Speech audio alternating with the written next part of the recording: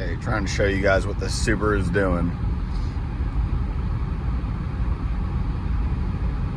If I turn to the right at highway speeds, nothing happens. And it's not gonna, I'm too slow right now because for some reason this person's doing 55 and a 65. There. Could you hear that? Oh, there. It's shaking the steering wheel. But then when I turn back straight, it doesn't do it. And if I turn right, it doesn't do it.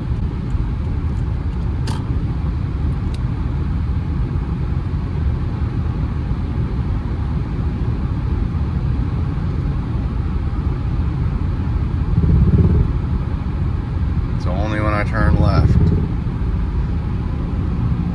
And I got a little bit of video from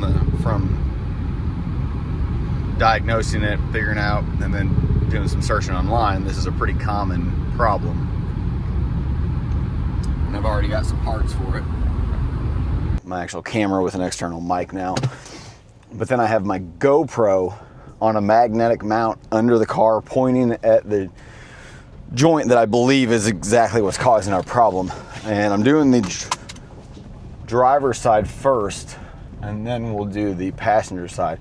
I put some yellow paint marker on the control arm and the subframe. That way we can maybe see a difference in movement. There, did it a little bit. Oh yeah.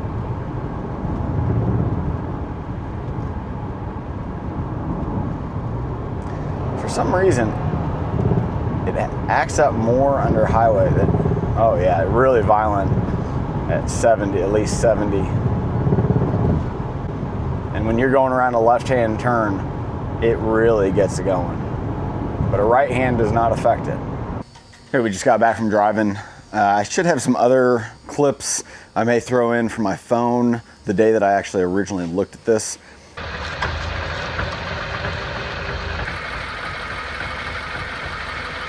I couldn't find any YouTube videos really going over showing the shake or the movement in it while driving, you know, and then explaining what's going on, showing what you're experiencing in the vehicle, and then the repair, and then driving it afterwards. So I figured I'd try to do a little more in depth myself and make this video. So now that we got it up on the lift, let's shake the wheels and see if we get any movement.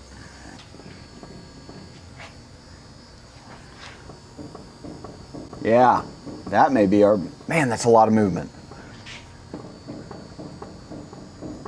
It's showing a little bit of movement. It's definitely got some cracks in it, but we got a new bushing for there as well.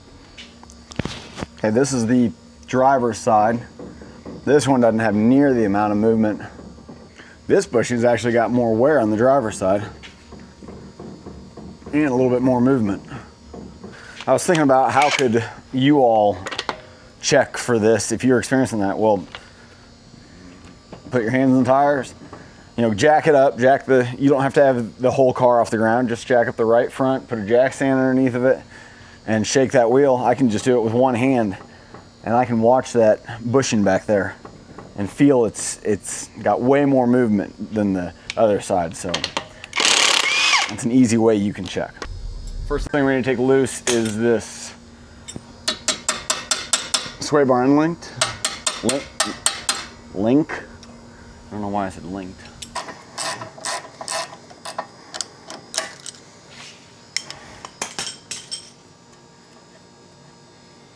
Next thing we're gonna do is go after this ball joint nut. Probably put a new cotter pin in this. This one's kind of nasty.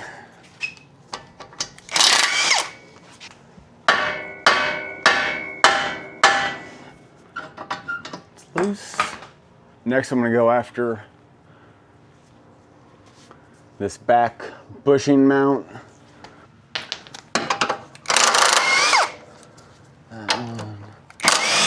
That one.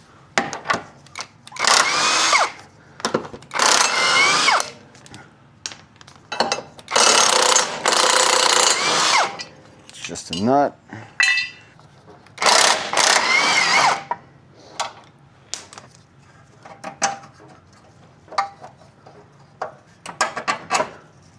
Okay, now that I've got all the bolts out, slide straight down.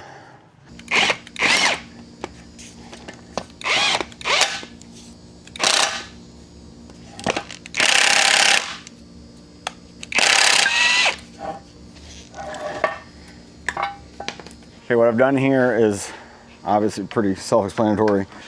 Put the hacksaw through it, but you can see here there's like slots in the bushing. And so I've started on this side, cutting with the hacksaw, and I've already gotten through part of the metal case of the bushing, and now I need to do this side.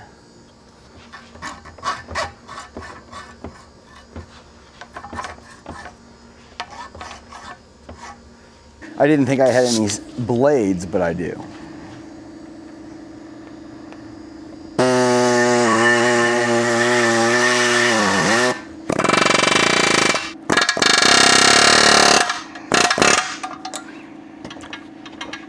Caught it just right.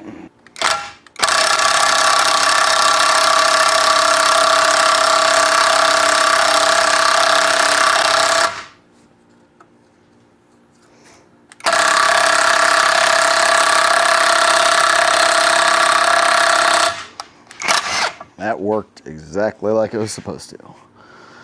The one nice thing I like about this bushing, I will say that other bushings, is a lot of times the actual area you're pressing into is thinner, and so you have to center it. Well, the outer ring of this bushing that you're pressing in is the same width as this control arm, and so all you do is basically just push it in until it bottoms out, and it's good.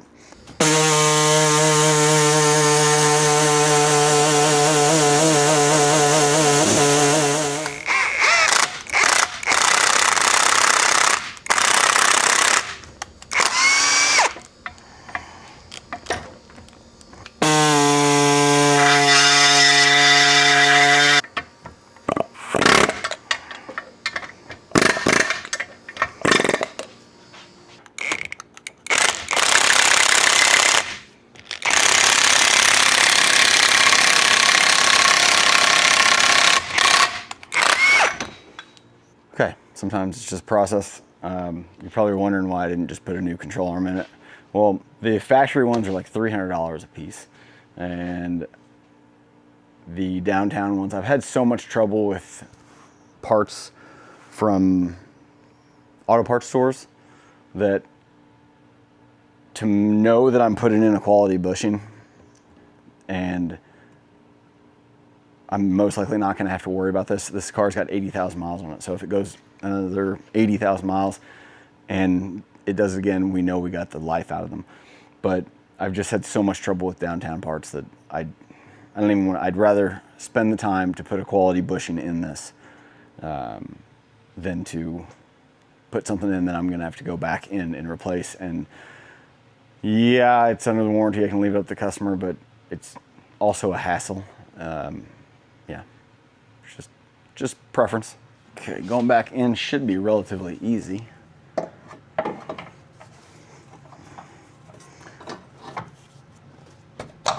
Just line up everything. Ball joints in. I'm gonna hammer and tap all that in.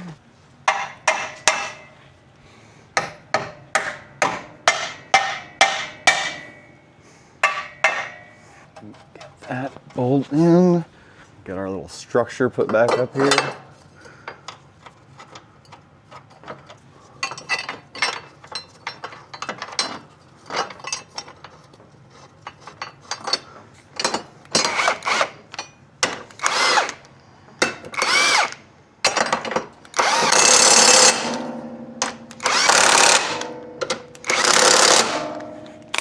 Tighten up the inner one.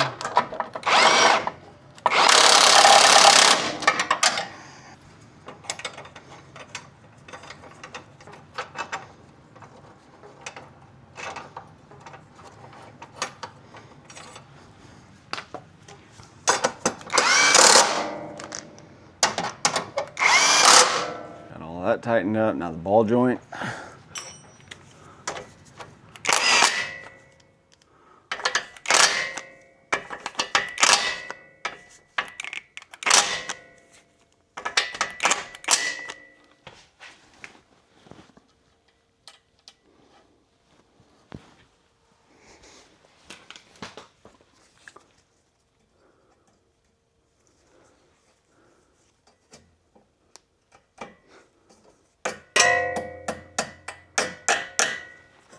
Last thing is our sway bar end link.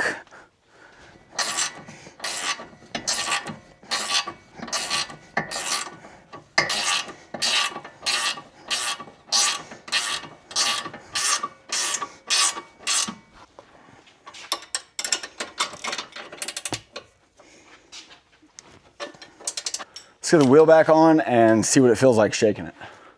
Okay, I forgot I had to do brakes real quick, so I had a set of pads and rotors to put on this. I'm gonna shake. Yeah, there's not near the movement like before. Now it's just the steering lock is trying to turn, and that's what I'm hitting on. Let's get the camera in there. A little bit of movement. Much better. Okay, I'm gonna get the driver's side knocked out, and then we'll go take this for a drive. It's funny, I did the passenger or the driver's side after I filmed the passenger side with you guys, and I should have done it the other way, where I should have done the passenger side by myself and then done the driver's side with you all, because it went much smoother. I did the same thing I did on the passenger side. I pushed the center bushing and spacer, or whatever you want to call it, metal sleeve for the bolt out, and then I used the saw to cut into the casing and use the air hammer. Pew, dropped right out. Did not fight it near like that first one. Okay, it's night and day. Feels way better, and now that driving it with those new bushings in it, the steering actually feels better as well. I guess you don't feel as much slop in it. When driving, I think I was noticing some accelerating turn to the left, and I'm not getting it at all anymore. Very nice. I'll get the part numbers for you guys. I have them on the paper, so as soon as I get back to the shop, I'll show you what part numbers we used on this.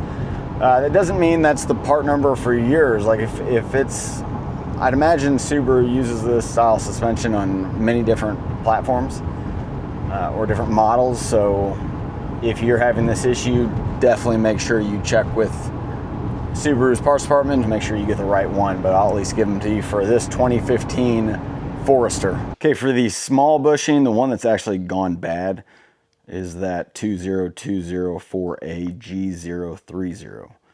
Bigger bushing at the back is a 20204AG011. You can tell after putting those bushings in that it just helped the ride altogether. Where those bushings were causing the ride to be a little rougher, you were feeling stuff and the vibration, but putting those new ones in definitely changed the way I think it drives better now. But again, I hope this video helps somebody out, and I appreciate everybody for watching. I'll see you in the next one. Thanks.